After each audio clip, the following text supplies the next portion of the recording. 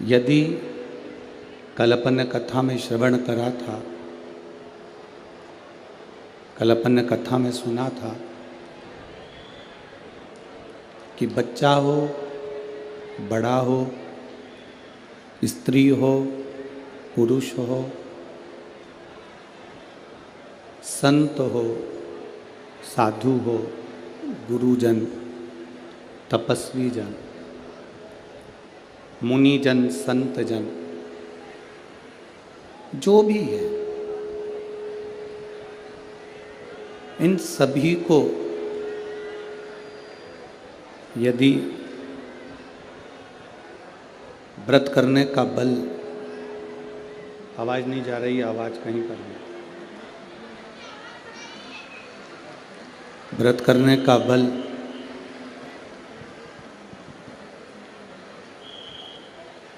इन साधु, संत, सन्यासी, तपस्वी, साधक, उपासक या घर में रहने वाला एक गृहस्थी,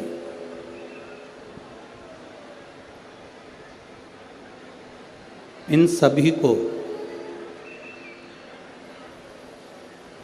यदि तप करने का, व्रत करने का बल कहीं से मिलता है तो शिव महापुराण की कथा कहती है वो शिव और शक्ति से, भगवान शंकर और पार्वती से प्राप्त होता है।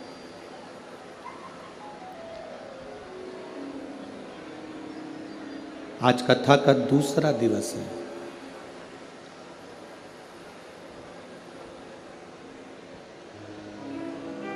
हम किसी भी कार्य को करें, शिव महापुराण की कथा कहती है हम जिस कार्य को करना चाहते हैं, जिस कार्य को हम करें, प्रत्येक कार्य, जीवन का कोई सा भी कार्य हो जिसको हम कर रहे हैं, अगर वो भगवान देवादिदेव महादेव को समर्पित कर कर, भगवान शिव को उस कार्य का पूर्ण फल भगवान देवादिदेव महादेव को देकर यदि हम कोई कार्य करते हैं तो शिव कथा कहती है ये निश्चित है कि उसका फल हमारे खाते में ही आता है और हम उससे आनंद की अनुभूति करते हैं।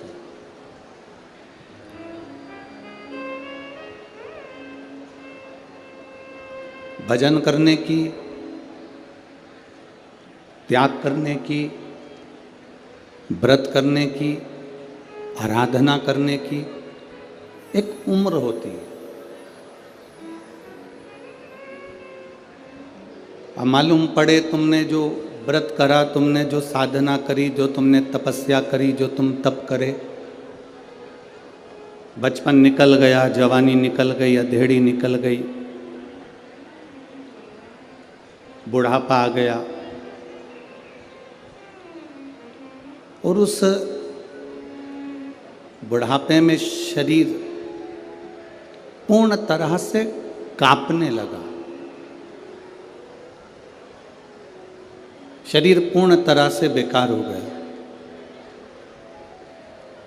और तब हमने विचार करा कि हम भगवान का व्रत करें या तप करें या कहीं वन में जाकर कहीं साधना करें।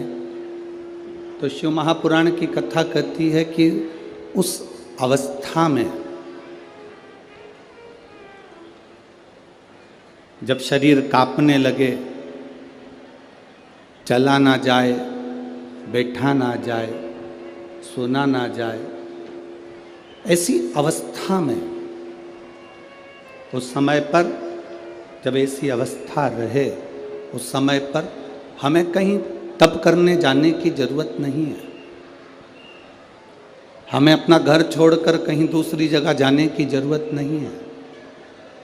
शिव महापुराण की कथा कहती है उस समय पर कहीं मत जाइए, उस समय पर अपने हृदय को तीर्थ बनाइए, अपने घर को तीर्थ बनाइए और भगवान का केवल नाम जाप कर कर भी हम सारे तीर्थों का फल पा सकते हैं।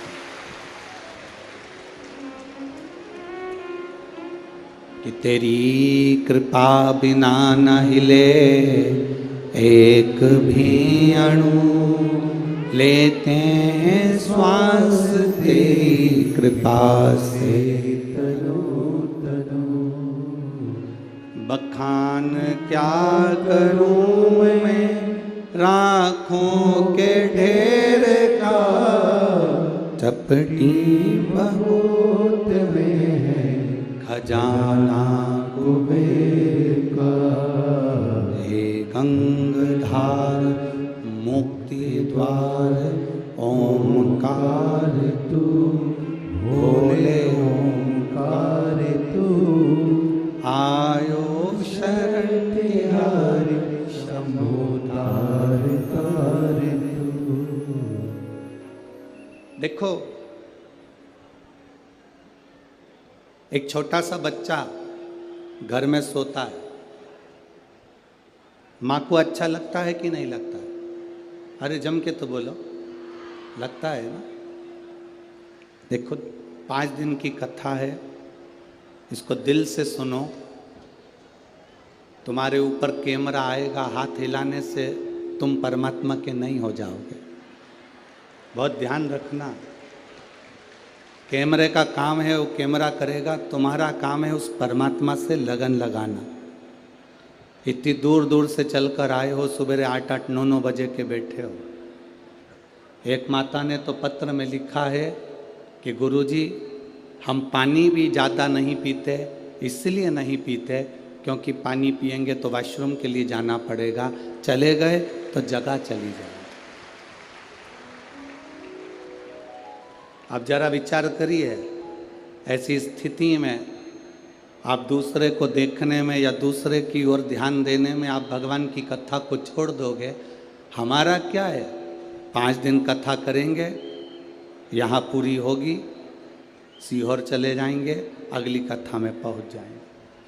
और आप इतनी दूर दूर से अपना समय लगाकर, अपना धन लगाकर, 50 रुपये 100 रुपये ऑटो वाले को देकर, गाड़ी वाले को देकर आप इतनी दूर पहुँचे हो।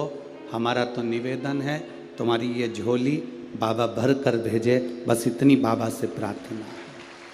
आप उसको दिल से सुनो।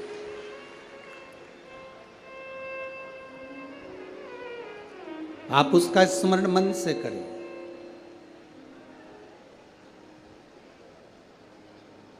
एक बच्चा घर में सोता है, छोटा सा बच्चा घर में सो रहा है। अगर छोटा सा बच्चा घर में सोता है तो माता को अच्छा लगता है ना? अरे बोलो जम के, अच्छा लगता। वही बच्चा जब 28 साल का हो जाए, वही बच्चा जब 25 साल का हो जाए, 30 साल का हो जाए और घर में दिन भर सोता रहे, आप में से कितनी माँ हैं जिनको अच्छा लगेगा? लगेगा अच्छा? कारण बच्चा छोटा है तो वो सोता हुआ अच्छा लग रहा है, पर बच्चा बड़ा हो गया फिर वो सोते हुए अच्छा नहीं लगता। वो बच्चा फिर सोते हुए अच्छा नहीं लगेगा। फिर वो बच्चा पढ़े, मेहनत करे, अपना कर्म करे और अपने माता पिता का नाम रोशन करे तो माता पिता को अच्छा लगता है। वो बच्चा सोता हुआ अच्छा नहीं लगता।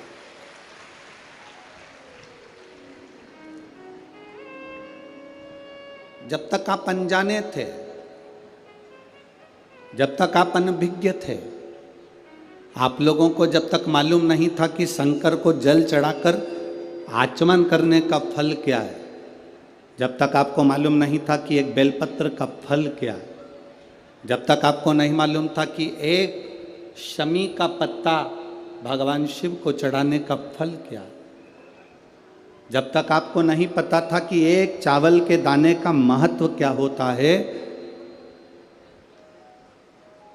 एक आचमनी जल का क्या महत्व होता है, जब तक आपको नहीं मालूम था, तब तक ये समझना कि आप बच्चे थे, सो रहे थे। सो रहे थे तो परमात्मा को अच्छा लगता था, पर जब हम जाग गए हमें मालूम पड़ गया कि भगवान शंकर की भक्ति का फल क्या होता। भगवान शिव की भक्ति का फल क्या होता है। जब हम जाग जाएं तब मालूम पड़ता है कि उसका रस तत्व हमारी जिंदगी को सुख कितना देता, कितना सुख देता।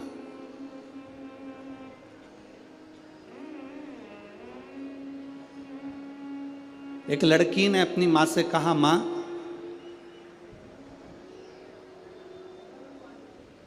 क्या शंकर भगवान को जल चढ़ाने वाला, अच्छी मेहनत करने वाला, क्या 1 नंबर का ऑफिसर बन सकता है? ऐसे संसार में कितने बेटा बेटी पड़े हैं जो दिन भर मेहनत करते हैं, दिन भर परिश्रम करते हैं।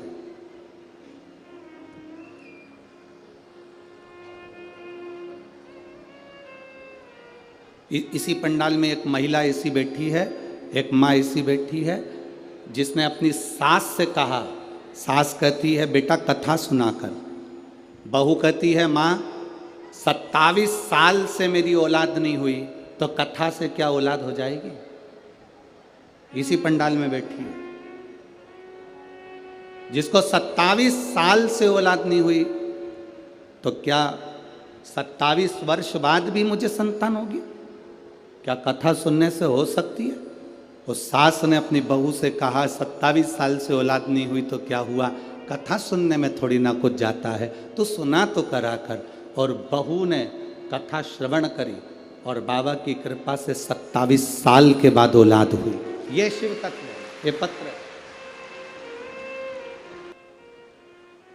वो बच्चा फिर सोते हुए अच्छा नहीं लगता, वो बच्चा कर्म करते हुए, मेहनत करते हुए, अपनी अध्ययन करते हुए, अपना परिश्रम करते हुए अच्छा लगता है।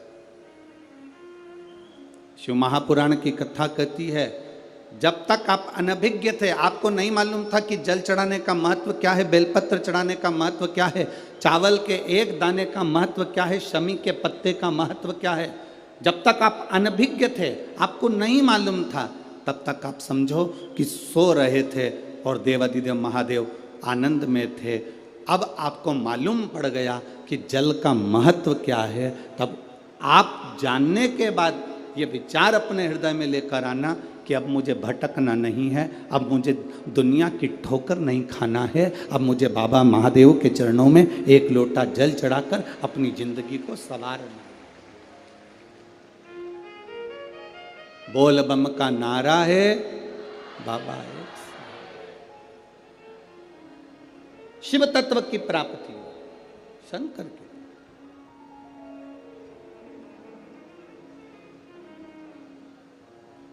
शिव भजन से क्या नहीं मिलता। शंकर जी की आराधना से क्या प्राप्त नहीं होता। हम तो इतना जरूर कहेंगे कि आप ज़्यादा शंकर के मंदिर में नहीं जा सकते, आप ज़्यादा शिव जी के मंदिर में नहीं पहुंच सकते, आप भगवान के मंदिर में ज़्यादा नहीं जा सकते, तो हम तो यहाँ तक कहेंगे जैसे शादी में जाओ, कुछ खाओ ना खाओ, शादी में जाओ, बैठो ना बैठो, शादी में जाओ, कुछ देओ ना देओ, पर शादी में जाओ तो जिसके घर की शादी है उसको मुंह दिखाकर जरूर आओ। क्यों मुंह दिखाकर आओ? जिससे उसको मालूम पड़े कि हमारे घर की शादी में ये आया था, तो तुम्हारे यहाँ जब शादी हो तो वो भी तुम्हारे घर पर जरूर आए, भले खाए ना खाए, दे ना दे, पर तुम शादी में जाओ, कुछ खाओ ना खाओ, कुछ देओ ना देओ, कुछ बैठो ना बैठो, पर उसको मुंह दिखाकर जरूर आओ, जिससे ये मालूम पड़े कि मैं तुम्हारे घर शादी में आया था, तो उसके यहाँ उसको ये लगे कि इसके घर की शादी में मुझे जाना पड़ेगा। हम भी यही कहते हैं, शंकर जी को चढ़ाने के लिए जल नहीं है मत चढ़ाओ, बेलपत्र नहीं है मत चढ़ाओ, शमी पत्र नहीं है मत चढ़ाओ, एक चावल का दाना नहीं है मत चढ़ाओ, पर तुम्हारे पास कुछ भी नहीं है तो भी उसके मंदिर तक, उसके दरवाजे तक जरूर जाओ। वो आपको देख लेगा ना तो समझ जाएगा कि एक ना एक दिन इसके दरवाजे पर मुझे भी जाना है। तेरे मंदिर में आना मेरा काम है और मेरी बिगड़ी बनाना। हम उसकी चौखट तक जाते रहे,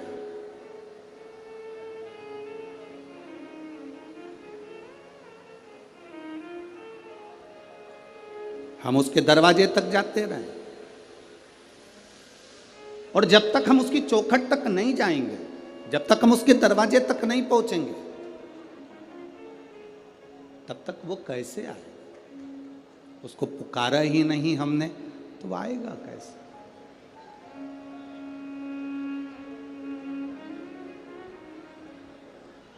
कोई जाए जो काशी में मेरा पैगाम ले जाए।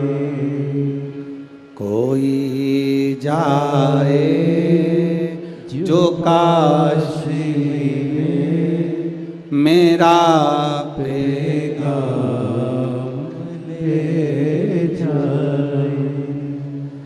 मैं खुद तो आ नहीं सकता, मैं खुद तो आ नहीं सकता, मेरा पैगाम ले जाना।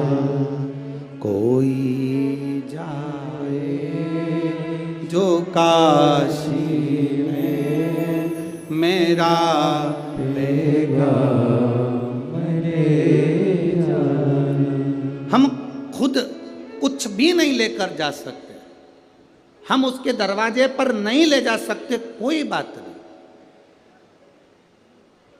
हम उसके दरवाजे के सामने से भी अगर निकल कर चले गए तो हमारी जिंदगी की सार्थकता। उसके सम्मुख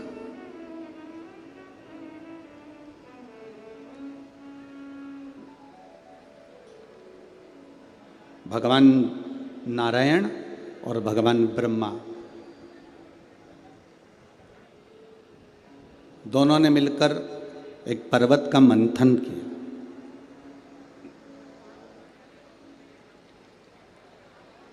मंथन में उनको यह देखना था कि भगवान विष्णु के पिता कौन है। मंथन करते करते एक अग्नि का खंभ प्रकट हो गया और उस अग्नि के खंभ में से आवाज आई, हे नारायण, हे ब्रह्मा, भगवान विष्णु तुम्हारा पिता मैं शिव। ब्रह्मा जी को हंसी आ गई, क्या ये शिवलिंग, ये लिंग की जो आकृति है, ये पाषाण का जो स्वरूप बना हुआ है, क्या ये भगवान नारायण के पिता हो सकते हैं? किसी के घर में और किसी के दिल में घुसना, प्रवेश करना बहुत कठिन। आप इतने लाखों की संख्या में आए हो, अगर आपके हृदय में शंकर जी की भक्ति प्रवेश कर गई है, आपके हृदय में, अगर आपके दिल में भगवान शंकर की भक्ति पहुंची है, तो समझ लेना कि इसको पहुंचाने वाला कोई दूसरा नहीं, स्वयं देवाधिदेव महादेव हैं, जो तुम्हारे हृदय में इस भक्ति को पहुंचा दिया।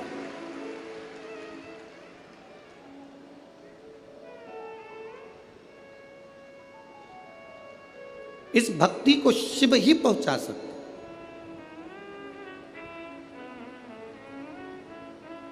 भगवान शंकर के सिवा कोई आपके हृदय में भक्ति को प्रवेश नहीं करा सकता।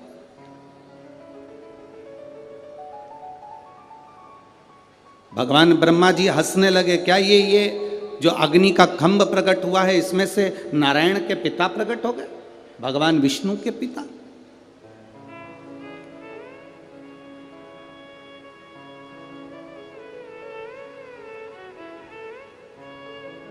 भगवान ब्रह्मा जी ने भगवान विष्णु जी से कहा कि आपके पिताजी का सिर कहाँ है और उनके चरण कहाँ है?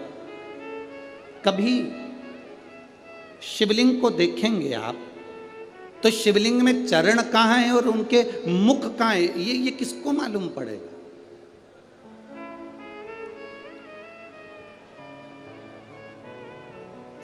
कल शिवलिंग आया,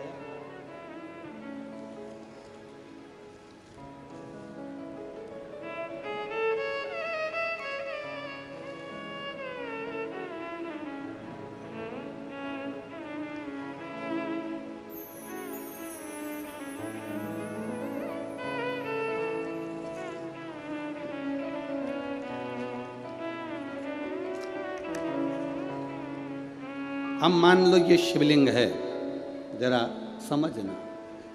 अब ये शिवलिंग है, अब इस शिवलिंग का मुख कहाँ है, इस शिवलिंग का चरण कहाँ है?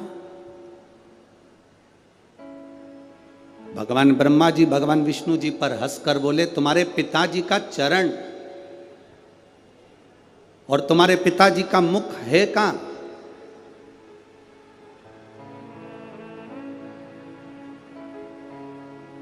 इस शिवलिंग का चरण कहां पर है, इस शिवलिंग का मुख कहां पर है? ब्रह्मा जी हंसे ठाका लगा करके, ये जो शिवलिंग प्रकट हुआ है, जो शंकर भगवान का प्रतिबिंब जो प्रकट हुआ है, इसका चरण, इसका सिर, इसका मुख है कहां?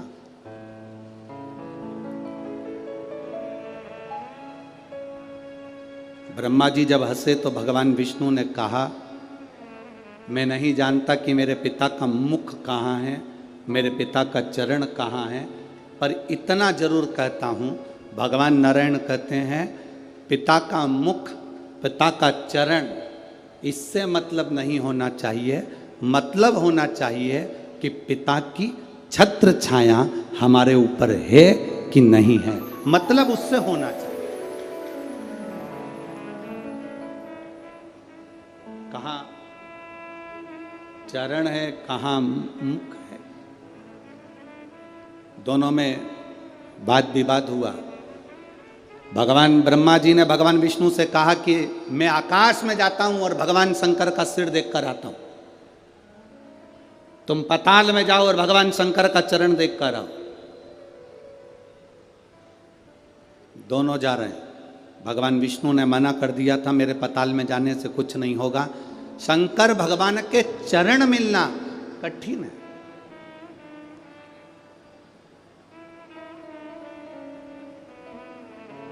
भगवान शिव के चरण प्राप्त होना कठिन है। शिव महापुराण की कथा तो यहाँ तक कहती है कि कोई शंकर का भक्त, कोई शिव का उपासक, कोई शंकर के मंदिर से निकल कर जा रहा हो, कोई शिव जी के मंदिर में रोज एक लोटा जल चढ़ाकर रोज मंदिर से निकल कर जा रहा हो, उसके भी अगर चरण के दर्शन हो जाएं तो समझ लेना कि शंकर के चरण के दर्शन होगा। यही बात। कोई शिव का भक्त,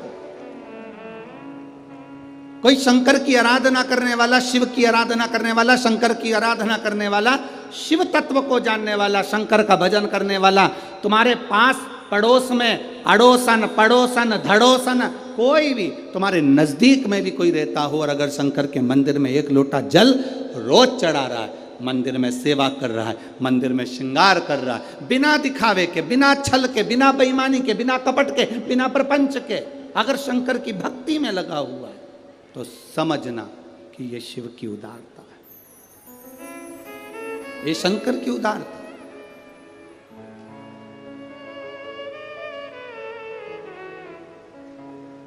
कल रात्रि को शाम के समय पर हम सविता मोहन जी मते जी से कह रहे थे, हम श्री मोहन मते जी की धर्मपत्नी जी से कह रहे थे कि माता जी, दीदी भाई, जी, कहीं ना कहीं आपके पति श्री मोहन गोपाल जी मते जी का, आमदार जी का कोई ना कोई पुण्य शंकर जी के प्रति प्रबल जरूर हुआ होगा, उनकी शिव भक्ति दृढ़ी जरूर हुई होगी, तब जाकर उनके ये क्षेत्र में शिव महापुराण की कथा आई।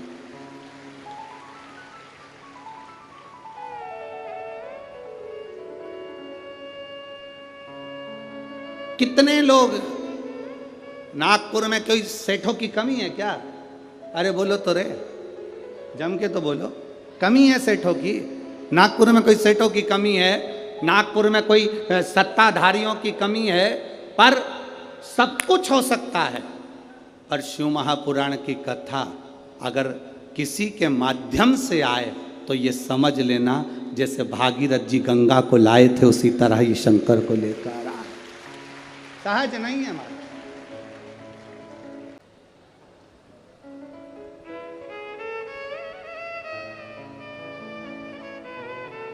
एक रास्ता छूट जाए, छूट जाने दो। एक घर छूट जाए, छूट जाने दो। एक दुकान छूट जाए, छूट जाने दो। थाली में भोजन छूट जाए, छूट जाने दो। पर शिव महापुराण की कथा कहती, अपना सनातन धर्म कभी मत छोड़ना, उसको पकड़ कर रखना। जिसने शिव को जान लिया वो जिंदगी में सब कुछ पा गया। जो शंकर को नहीं जान पाया वो सब गवा दिया, सब गवा।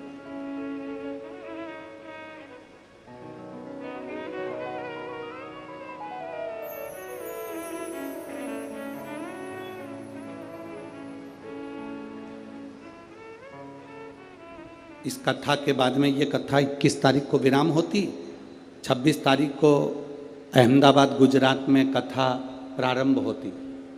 26 तारीख से 1 तारीख तक जो अहमदाबाद गुजरात में कथा थी, वहाँ पर अभी से लोग पहुँचना प्रारंभ हो गए, तो अहमदाबाद गुजरात में कथा की परमिशन कैंसिल कर दी गई। अब जरा विचार करिएगा, कथा की परमिशन। शिव कथा इतनी साधारण नहीं है। इसको भागवत करा लेना सरल पड़ता है, रामचरितमानस करा लेना सरल पड़ता है, गीता जी का पाठ करा लेना सरल पड़ता है, पर शिव महापुराण की कथा कराना कठिन पड़ता है। क्यों? शंकर के जो भक्त आते हैं वो अपना आसन बिछा कर ऐसे बैठ जाते हैं 5 दिन 7 दिन के लिए कि तुम जेसीबी लेकर इनको उठाओगे तो नहीं उठते हैं। ये जहाँ बैठ गए तो बैठ गए। तुम कितना ही इनसे माथा बड़ी लो, कितना ही बोल लो, कितना ही।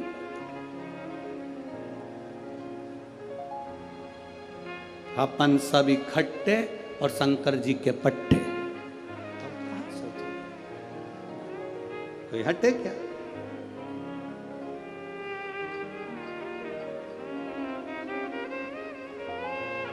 कोई कह रहा था नागपुर में जास्ती गर्दी आए। अब बोल तो रहे तो हमको भी तो समझ में आना चाहिए। तो हमने बाजू वाले से पूछा, इसका मतलब बहुत गर्दी है, बहुत भीड़ है। तो हमने भी कह दिया फिर तो मजा आए। तो अब उसमें आनंद की अनुभूति तभी है। शिव तत्व को प्राप्त करना, शंकर को पाना सरल है क्या?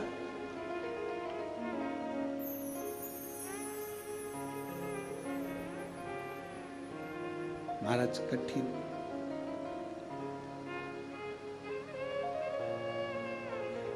बहुत कठिन। ब्रह्मा जी ने हंसकर भगवान विष्णु से कहा, मैं सिर देखकर आता हूं, तुम पांव देख कर आओ। चरण देखने के लिए भगवान विष्णु पताल में गए, पर चरण नहीं मिले, वापिस आ गए। भगवान ब्रह्मा ऊपर गए, जाते जाते उनको केतकी का फूल मिला, उसको ले लिया। केतकी तू चलकर बोल देना भगवान विष्णु से कि मुझे भगवान शंकर का सिर मिल गया। केतकी ने कहा, मैं झूठ क्यों बोलूं? शंकर भगवान के सम्मुख में कहने में तेरा क्या जाता है? ब्रह्मा जी ने कहा तुझे सुगंधित बनाकर रखूंगा, देवताओं पर चढ़वाता रहूंगा। चल बोलना। मेरी बात का अगर विश्वास नहीं करा तो गौ माता निकल कर जा रही थी, गाय को रोक लिया और गौ माता से कहा तुम नीचे जाकर कहना भगवान विष्णु के सामने कि भगवान ब्रह्मा जी को शंकर भगवान का सिर मिल गया। गाय कहती है मैं झूठ क्यों बोलूं? गाय, घर में पहली रोटी जो बनेगी तुझे दी जाएगी। एक रोटी के चक्कर में गौ माता झूठ बोल दी। एक रोटी के लिए, एक रोटी के लिए झूठ बोला गया।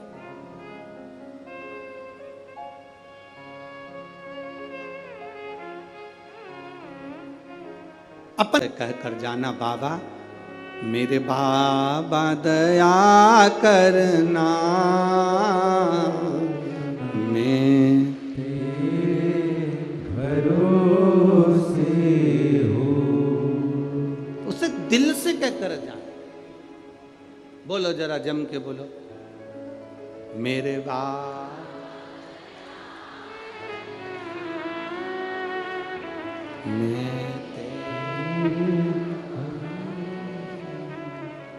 ना घर के,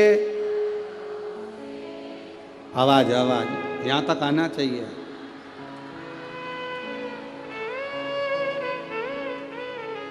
ना घर के भरोसे हूँ, ना परिवार के भरोसे हूँ, भोले बाबा दया करना, मैं तेरे भरोसे हूँ, डमरू वाले दया करना, मैं तेरे भरोसे। हम उसके सहारे तो जिए, हम उसके भरोसे तो जिए।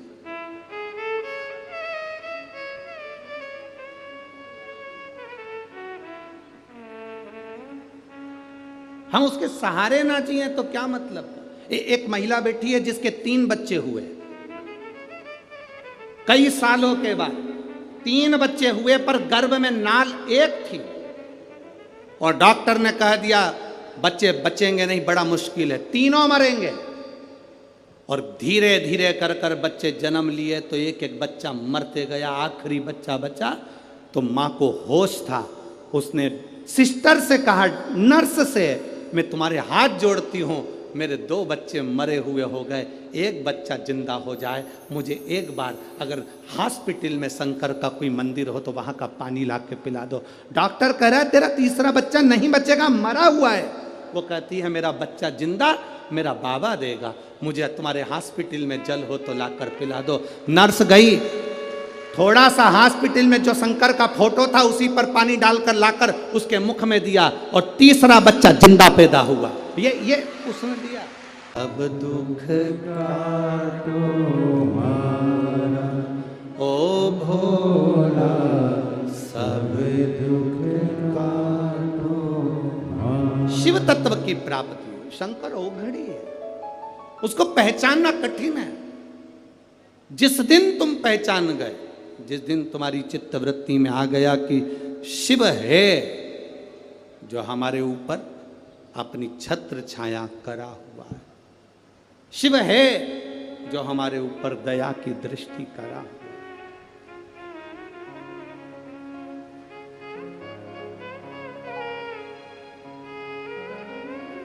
वो शंकर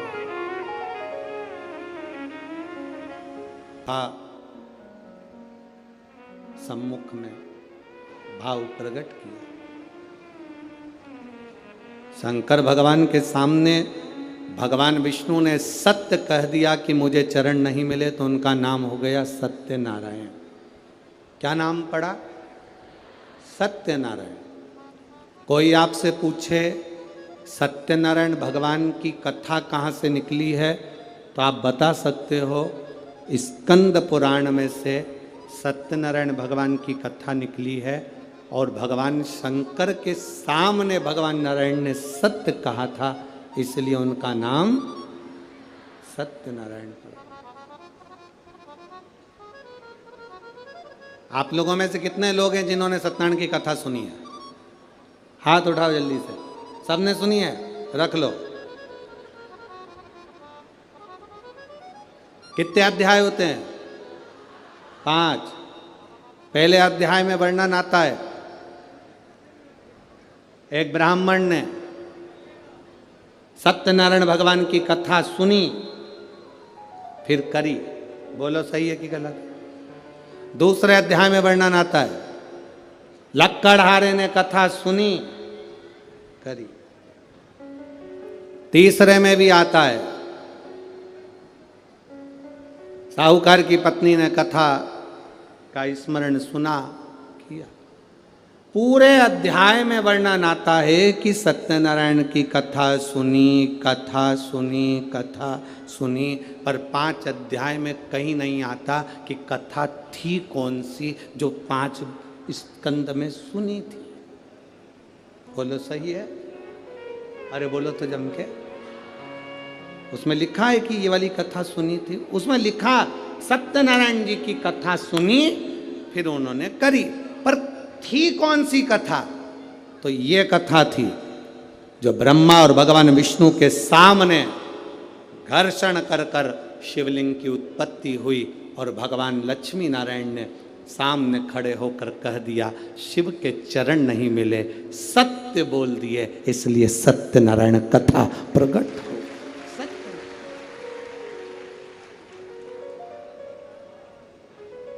ब्रह्मा जी से पूछा आपको भगवान का सिर मिला?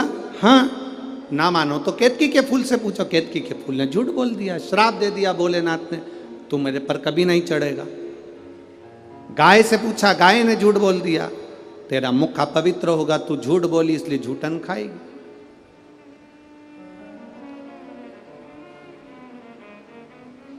ब्रह्मा ने झूठ बोला तो उनका सिर कट गया, कर्मनाशा नदी प्रकट हो गई, शीश कटा हुआ बड़ का पेड़ बन गया। कौन बड़ के पेड़ की पूजन करे? क्योंकि ब्रह्मा ने झूठ बोला था। तब भगवान नारायण ने कहा कि इस बड़ के पेड़ की कोई पूजन नहीं करेगा, लोग इससे नफरत करेंगे, आप कृपा कर दो। तब भगवान शंकर बड़ के पेड़ के नीचे एक लिंग की आकृति में विराजमान हो गए। शिव जी का नाम बटकेश्वर महादेव पड़ गया। बटकेश्वर, शिव का नाम बटकेश्वर महादेव पड़ गया। बटकेश्वर।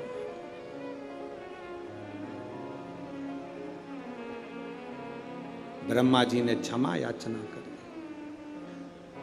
क्षमा करी, तब सृष्टि के निर्माण की ओर आगे बढ़े। तब उसको समझना,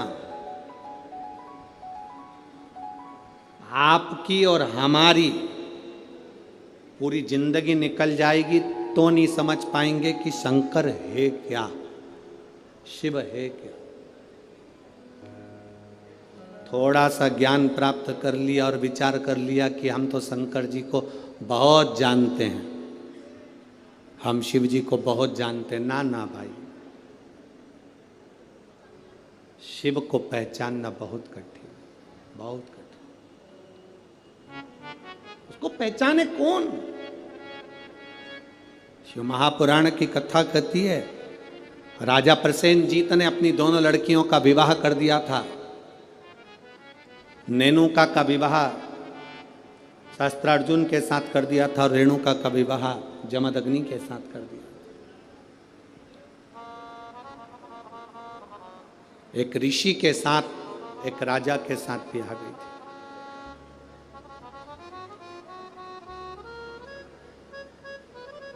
मां रेणुका कच्चे घड़े में जल भर कर लाती थी, शिव जी को चढ़ाती थी, पति को ला कर देती थी।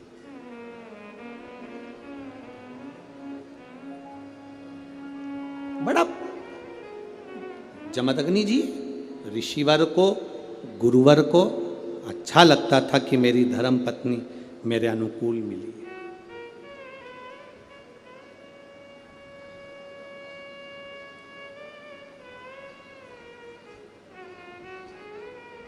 घर को अच्छा बनाने के लिए 2 की जरूरत है, घर अच्छा बन जाता है। घर को अच्छा बनाने के लिए केवल 2 की जरूरत पड़ती है, एक मिस्त्री, दूसरी स्त्री। 2 अच्छी है। अगर घर अच्छा बनाना है तो 2 की जरूरत है, एक मिस्त्री, दूसरी स्त्री। मिस्त्री थोड़ा बहुत गड़बड़ होगा चल जाएगा, पर जगदम्बा गड़बड़ नहीं होना चाहिए। बहुत मिस्त्री छत थोड़ी बहुत गड़बड़ डाल देगा तो पानी भरा रहेगा, बाथरूम का फर्श गड़बड़ डाल देगा तो पानी भरा रहेगा। मिस्त्री थोड़ा बहुत भी गड़बड़ निकल गया चल जाएगा, पर ये चंद्र घंटा, ये कुष्मांडा, ये स्कंदा अगर थोड़ी बहुत भी गड़बड़ निकल गई, रोज प्रतिदिन सवेरे हुई नहीं और देवी चालू सुबह से उठते से। अरे उठ गए क्या? पति बोला अभी तो सोया हूं, रात को लेट हो गया। अरे देख लो जरा बच्चों को, जरा देखो, जरा दोनों झगड़ रहे हैं, स्कूल जाने के लिए तैयार नहीं हो रहा है, जल्दी देखो जरा। तो तू कहां पर है? मैं उनका टिफिन बना रही हूं। अब टिफिन बनाए जगदम्बा और पहुंच गए भोलेनाथ। अब भोलेनाथ भी कम है क्या, चिल्ला रहे, क्यों रे क्या कर रहे हो?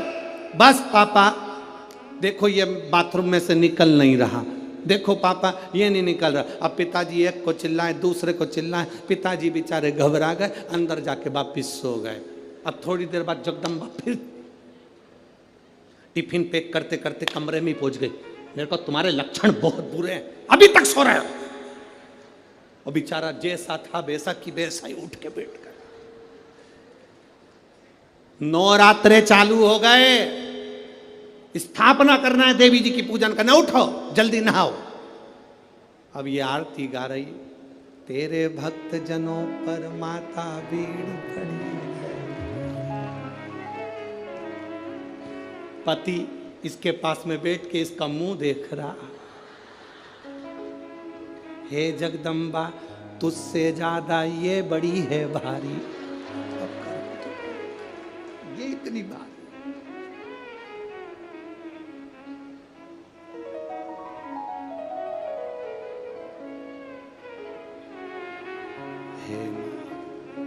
अब पत्नी देवी जी से कह रही मां कृपा करना। पति थोड़ा तिरछा होके बोला तू कृपा करना। देवी दया बड़ी बहुत बहुत आश्चर्य वाली बातें होती हैं, बहुत आश्चर्य की।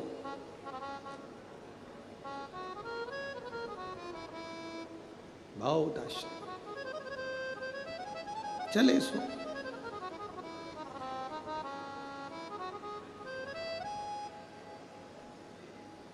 मां रेणुका कच्चे घड़े में जल लेकर आए, शिव जी को अभिषेक के लिए जमदग्नि जी को दे रही हैं, अपने पति को। अच्छा मिस्त्री और अच्छी स्त्री घर को स्वर्ग बना देती है, श्रेष्ठ बना देती है। और अगर मिस्त्री थोड़ा बहुत गड़बड़ निकल जाए चल जाएगा, पर अगर स्त्री ठीक नहीं निकली तो घर में रहने वालों को स्वर्गवासी बना देती है। तो स्वर्ग तो जाने दो, स्वर्गवासी।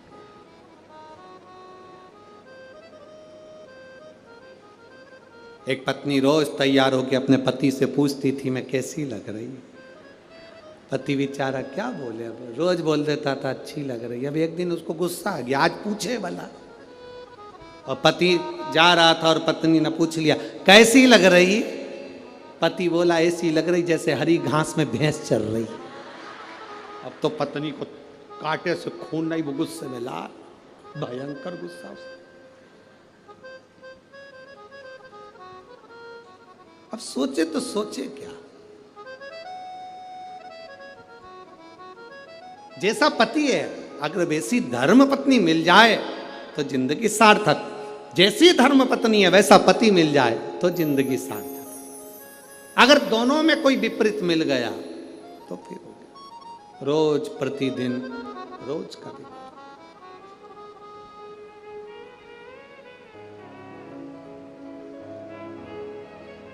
वैसे तो मुझे उम्मीद है नागपुर में तुम सबको अच्छे ही मिले होंगे, और जितने मेरे जीजा होन बैठे हैं उनको मेरी जीजियां बहुत अच्छी मिली होगी। इतना तो विश्वास है, इतना तो मैं भरोसा रखती हूँ। अब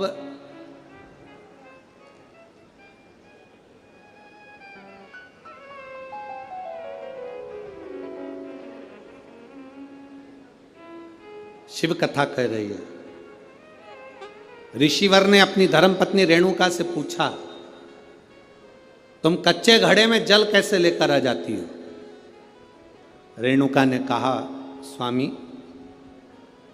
इस घड़े को मैं जब बनाती हूं, पहले शंकर भगवान के शिवलिंग का निर्माण कर कर उसकी पूजन कर लेती हूं, उसके बाद जो मट्टी बचती है उससे मैं घड़ा बना लेती हूं।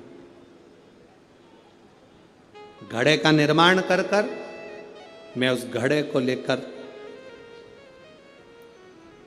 शंकर भगवान के शिवलिंग को स्पर्श करा देती हूं, छुला देती हूं।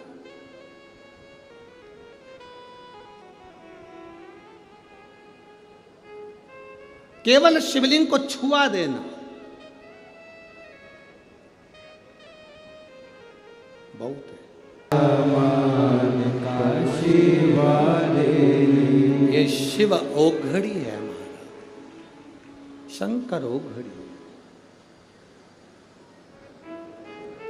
इसको केवल पत्थर का माना तो वो पत्थर का रह गया, पत्थर का माना तो पत्थर का रह गया।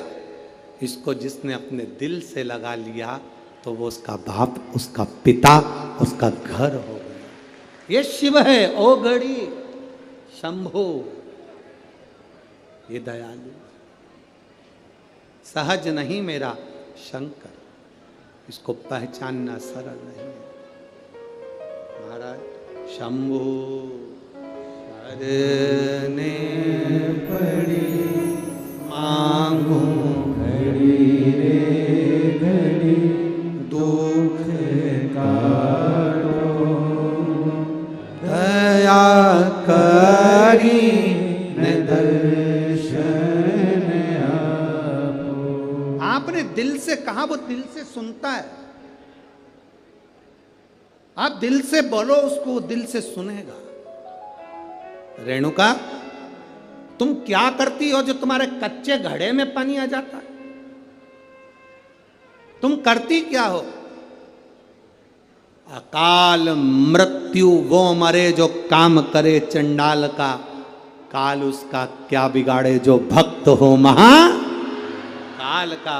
जो शिव की आराधना करने वाला होता है उसका काल भी सम्मुख नहीं आ पाता।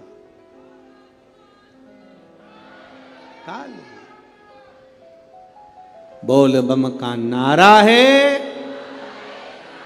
सारी समस्या का हल। वो किस बेस में आएगा, कब आएगा, कैसे आएगा, क्या करेगा, ये उसके ऊपर निर्भर करता है। ये उसके ऊपर। महाराज रेणुका ने कहा, मैं मट्टी का घड़ा बनाकर शिव जी को छुआ कर अपने पास ले लेती हूं। शंकर को छुआ। देवी जी की स्थापना होती है। तांबे का, पीतल का, स्टील का, मिट्टी का, कौन सा घड़ा,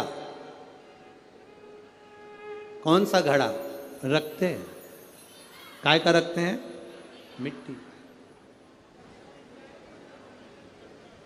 काय का घड़ा रखते हैं? मिट्टी का। कभी कोई तुमसे पूछे कि पूजन में मिट्टी का पात्र, मिट्टी का घड़ा, मिट्टी का हंडा, मिट्टी की मटकी क्यों रखी जाती है?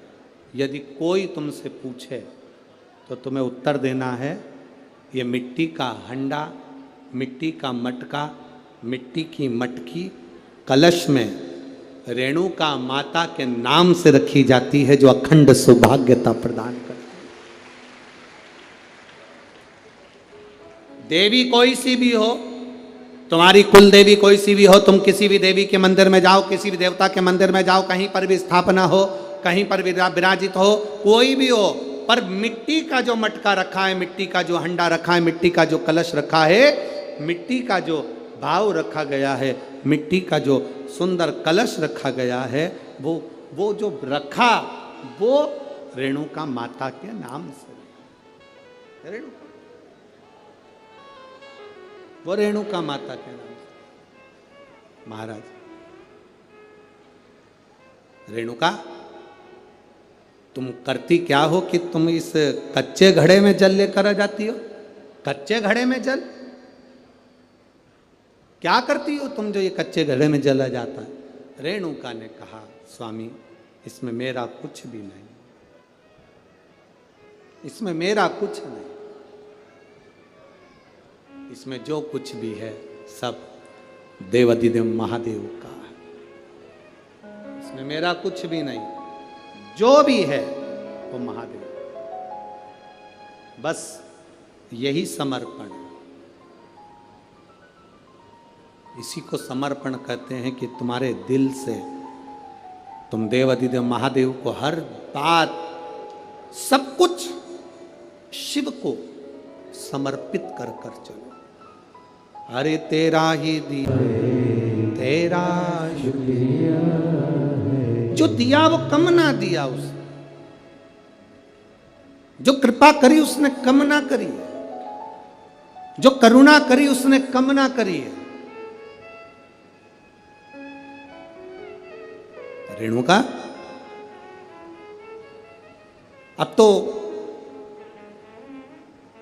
जमदग्नि जी की भक्त शिव के प्रति और जागृत हो, शंकर के प्रति और।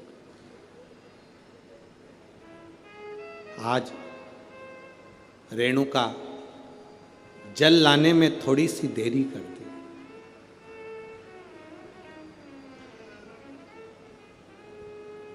माता रेणुका के 5 पुत्र हैं, उसमें सबसे छोटे परशुराम जी हैं, सबसे छोटे। लाने में देरी कर दी। अब जल लाने में देरी कर दी तो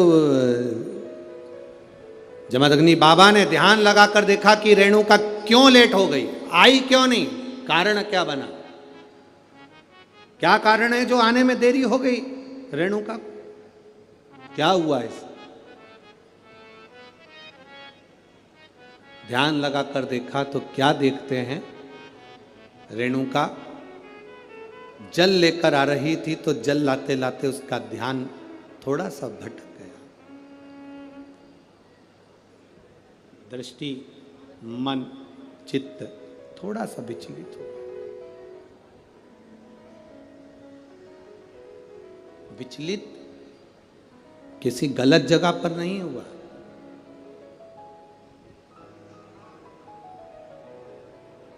कोई नौका विहार करते हुए आ रहा था और रेणुका के ध्यान में आ गया कि ऐसा लग रहा है कि मेरा महादेव मेरे सम्मुख में आ रहा। ध्यान तो विचलित हुआ, दृष्टि तो विचलित हुई, ध्यान तो गया। अब ध्यान विचलित हो गया, दृष्टि विचलित हो गई,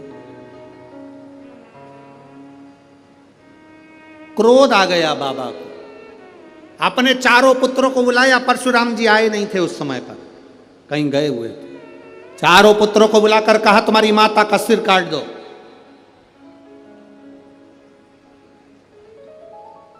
तुम्हारी माता का सिर काट दो। चारों की चारों मना कर दिए। पिताजी क्या बोल रहे हो आप, माता का सिर और हम काटे, ये कहां की रीत? हम माता का सिर नहीं काट सकते।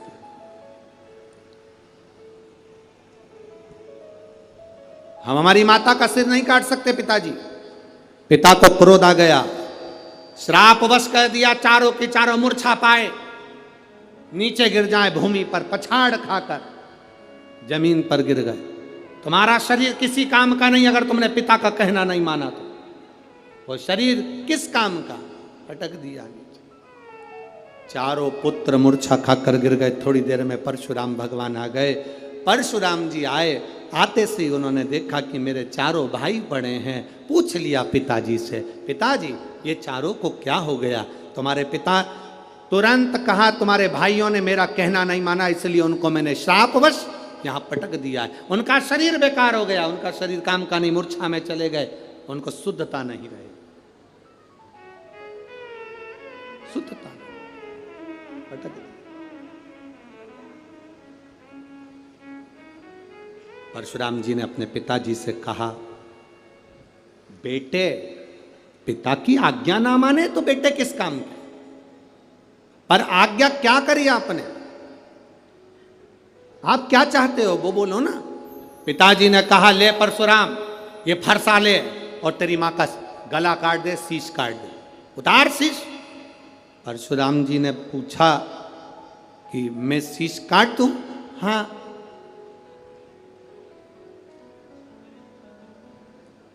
हाथ में फरसा लिया परशुराम जी ने, और एक बार भी अपने पिताजी से यह नहीं पूछा कि तुम क्यों कह रहे हो इस मां को मारने के लिए, एक बार भी नहीं पूछा।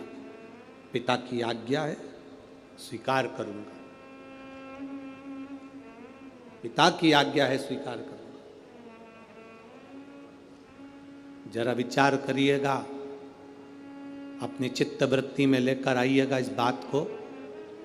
एक पिता आज के बेटे से कहता है कि मुझे एक गिलास पानी लाकर दे दो, और बेटा अपनी माता से कह देता है मम्मी पापा को पानी दे दो।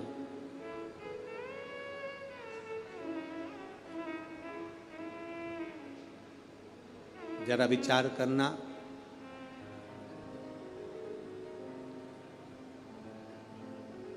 ये दुनिया की रीत, ये दुनिया का क्रम।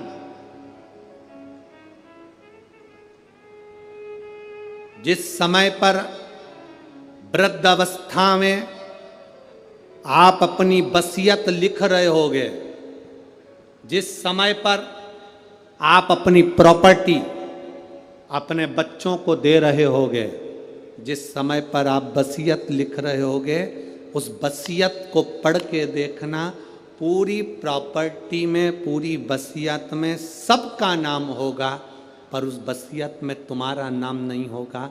तुम अपने लिए कुछ नहीं रख पाओगे और ना तुम उसका प्रयोग कर पाओगे। बच्चों के लिए कमाया, बच्चों के लिए छोड़ जाओगे, और अंत में एक फोटो और उसके ऊपर प्लास्टिक के फूल की माला चढ़ जाएगी और अंत बिंदु हो जाएगा। क्या दिया? पूरे जीवन हम हाय हाय करते हुए अपने जीवन को निकाल दिए, पर कभी मुख से भगवान का भजन ना कर पाए, एक लोटा जल शिव जी को चढ़ा ना पाए, एक लोटा जल भगवान शंकर को ना दे पाए, पूरा जीवन व्यर्थ गवा दिया। परीक्षा दो तरह की होती है, एक परीक्षा होती है लिखित, एक परीक्षा होती है मौखिक। बोलो सही है? अरे जम के तो बोलो। ठीक है, परीक्षा दो तरह की होती है, एक लिखित परीक्षा होती है, एक मौखिक परीक्षा होती है। लिखित परीक्षा में नकल हो सकती है, पर मौखिक परीक्षा में नकल नहीं हो सकती, क्योंकि उसमें जवाब आपको देना पड़ता है। उसी तरह पृथ्वी पर जब तक हो, यहां लिखित परीक्षा चलती है, पर परमात्मा के दरवाजे पर जब जाओगे, यम के द्वार पर जब खड़े होगे, तब मौखिक परीक्षा होगी। तूने कथा सुनी, जल चढ़ाया, भूखे को भोजन कराया, प्यासे को पानी पिलाया, कभी किसी दीन के दया भाव रखा, कभी तेरे हृदय में किसी दुखी को देखकर दुख दर्द उत्पन्न हुआ, किसी सुखी को देखकर तेरे चेहरे पर प्रसन्नता आई। ये मौखिक परीक्षा ऊपर होगी। तुम कितना भी नकारा कर लेना, कोई ऑप्शंस नहीं है बोलने के लिए, तुम्हें केवल बोलना पड़ेगा, हाँ या ना में जवाब देना पड़ेगा। तूने भूखे को भोजन कराया, तू कहेगा हाँ, आंसर शीट रहेगी यमराज के पास, कैंसिल। झूठे, तू भोजन कराएगा, तू तो और दूसरे का खा के आ गया, कैंसिल।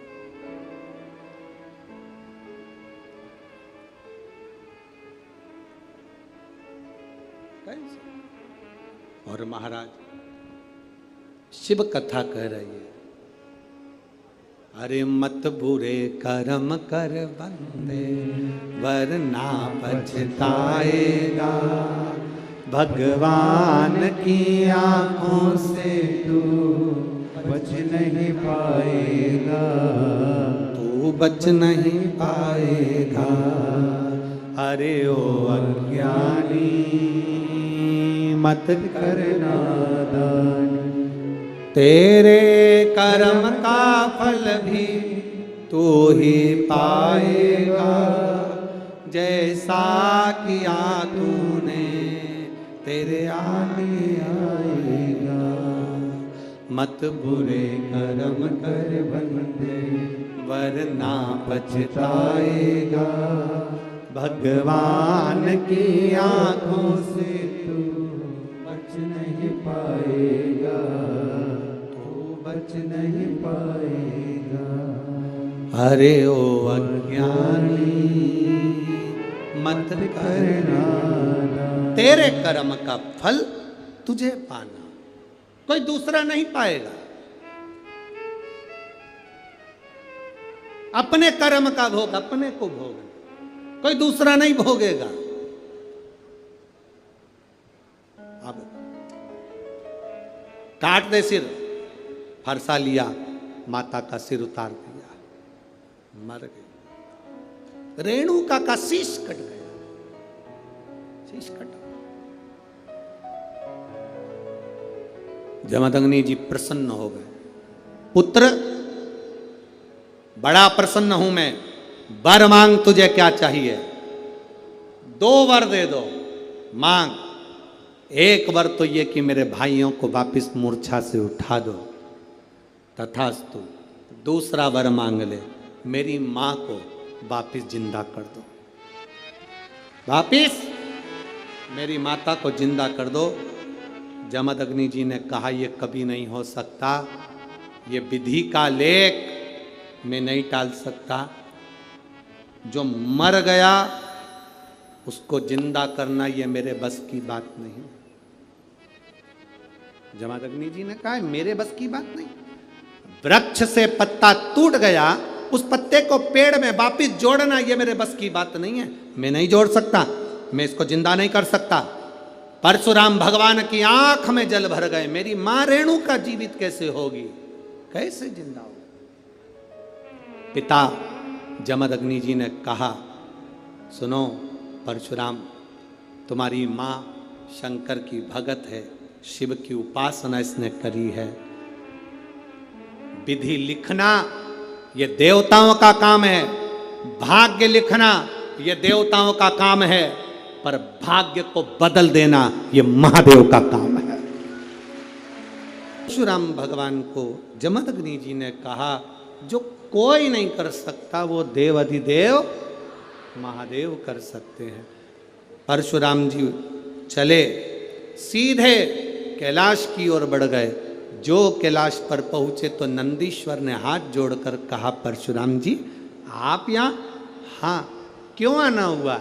मेरी माता का मैंने सिर काट दिया। माता का सिर? हाँ, मेरी माँ रेणुका का सिर कटा। मेरे पिता की आज्ञा थी इसलिए मैंने सिर काटा। तो अब यहाँ कैलाश पर क्यों आए हो?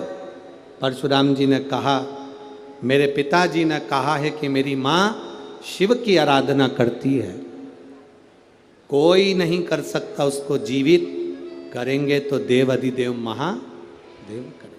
उनका एक नाम है महामृत्युंजय, जो मृत्यु पर भी विजय प्राप्त कर लेते हैं, वो देव अधिदेव महादेव।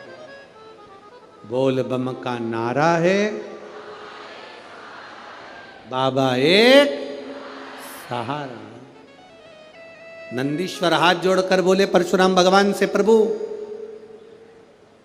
बाबा तो अभी समाधि में लीन, तब साधना में लगे हुए हैं, उनकी समाधि इतनी जल्दी टूटने वाली नहीं है। समाधि नहीं टूटेगी? नहीं।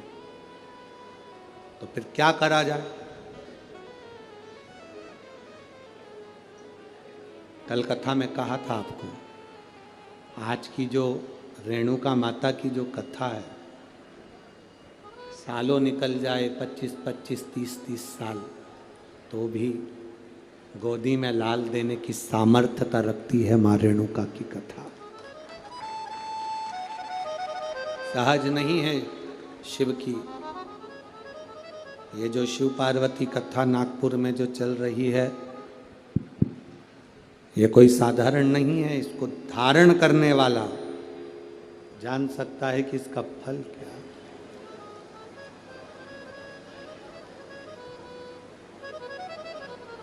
नंदीश्वर ने कहा, बाबा तो अभी समाधि में लीन है, तो फिर मेरी माता का सिर कौन जोड़ेगा?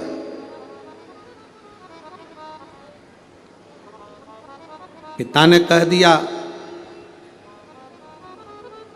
कट गया, मर चुकी है, उसको जिंदा नहीं कर सकता। अब कौन करेगा?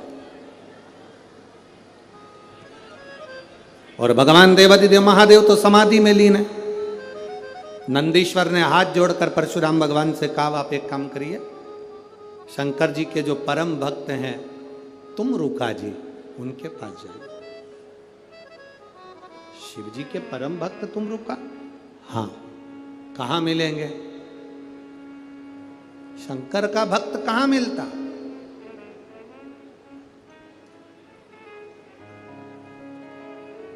सिर पर त्रिपुंड, गले में रुद्राक्ष, मुख पर शिव नाम, चेहरे पर तेज। जब भी मिले तो भगवान का भजन करते मिले, इसे तुम रुका जी मिलेंगे कहां?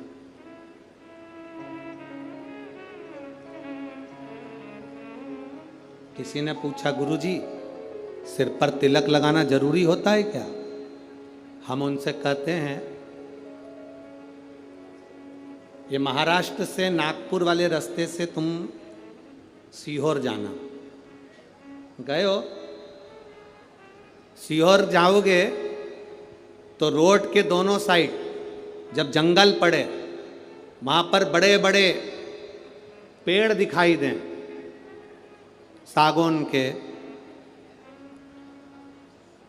बड़े बड़े वृक्ष दिखे। उन वृक्षों पर सफेद कलर से पुता हुआ होता है। देखिए, आप लोगों ने देखा? पेड़ों पे एक छोटा सा पट्टा सफेद कलर का लगा रहता है, किसी पे लाल लगा रहता है। तो कभी मौका मिले तो वहां पर वन विभाग वालों से पूछना कि तुमने इसको पोता क्यों, तुमने इस पे सफेद चूना क्यों लगाया, लाल चूना क्यों लगाया, लाल कलर क्यों लगाया?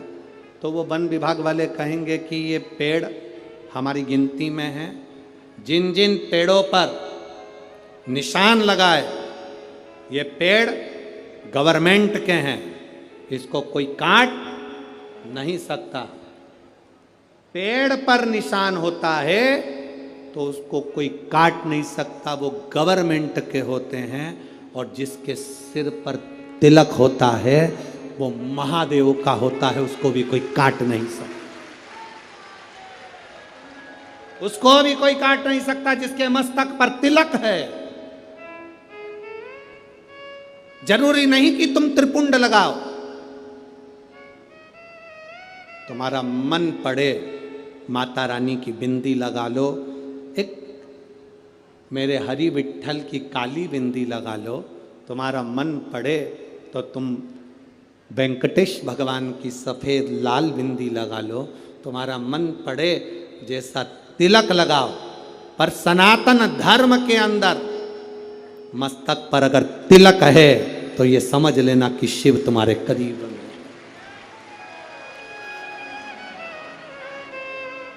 तुम्हारे करीब में शंकर है, ये समझें, ये जान।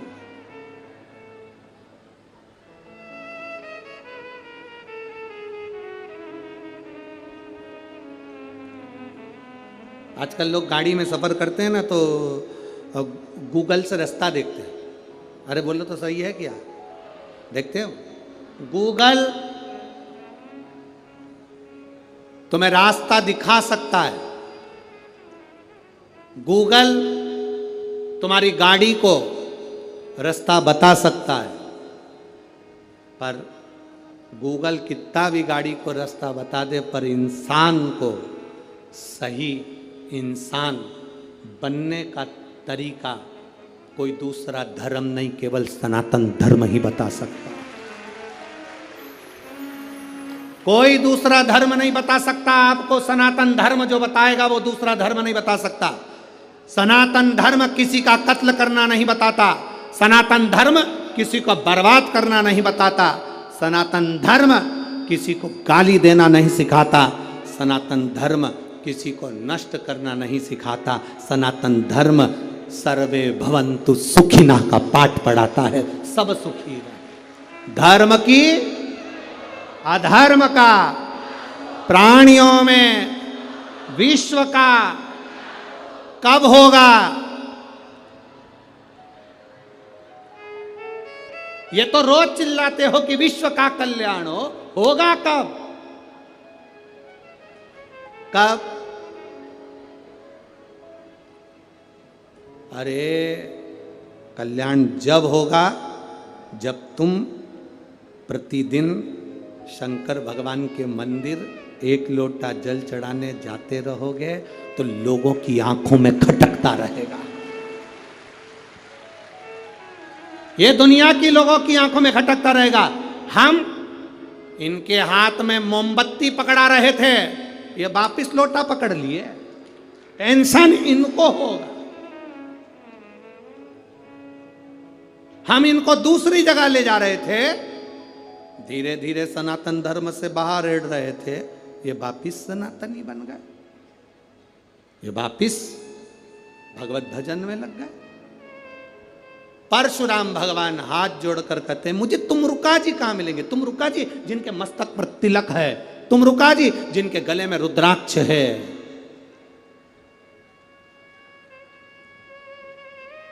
वो कहां मिलेंगे?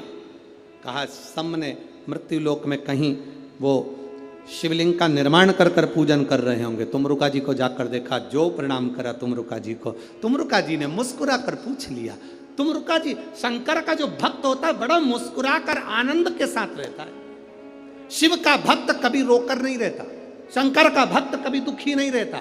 शंकर का भक्त अलमस्त मिलेगा, जब भी मिलेगा तुम्हें पूरे 32 के 32 दांत निकालता ही मिलेगा, पक्का है। शिव ओघड़ी है।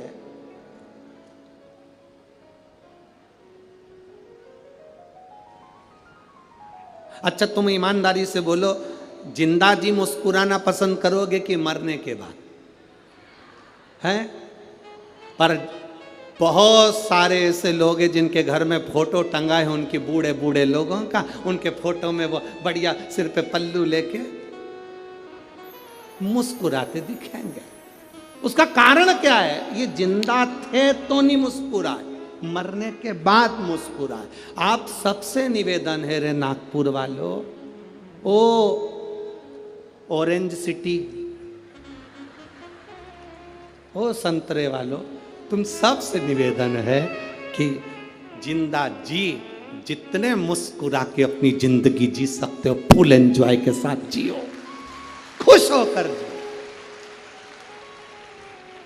जीते जी खीर खाओ, हलवा खाओ, तुम्हारी मर्जी पड़े पूरे पकवान खाओ, पर दूसरे के प्राण मत खाओ।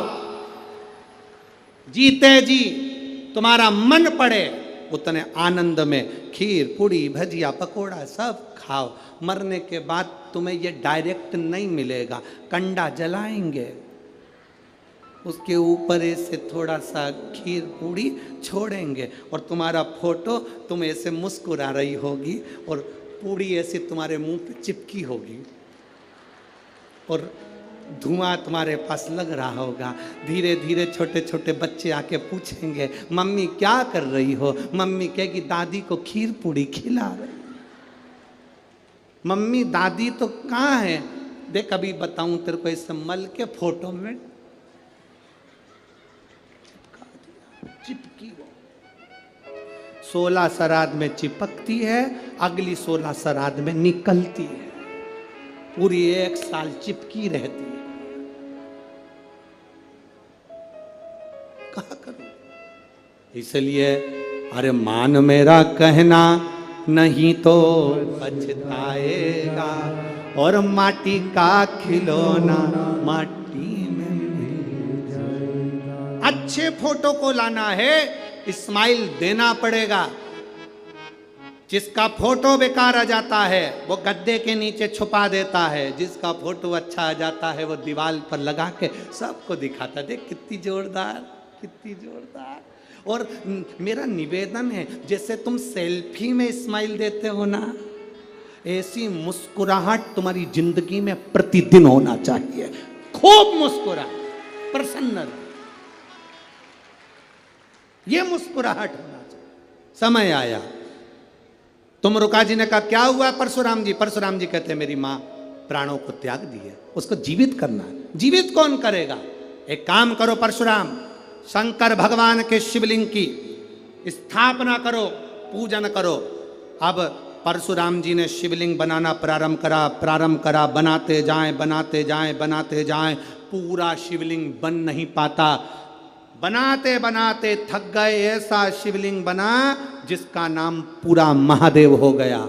आज भी मेरठ के पास में परशुराम जी द्वारा निर्मित पूरा महादेव है, जिसकी आकृति ऐसी है कि उसको नीचे से कितना खोदे जाओ मालूम ही नहीं पड़ता कि उसकी अंतिम छोर कहाँ गया। उसका नाम पूरा महादेव परशुराम जी ने बनाया, परशुराम जी ने निर्माण किया। शिव जी प्रसन्न हो गए, मांगो क्या चाहिए?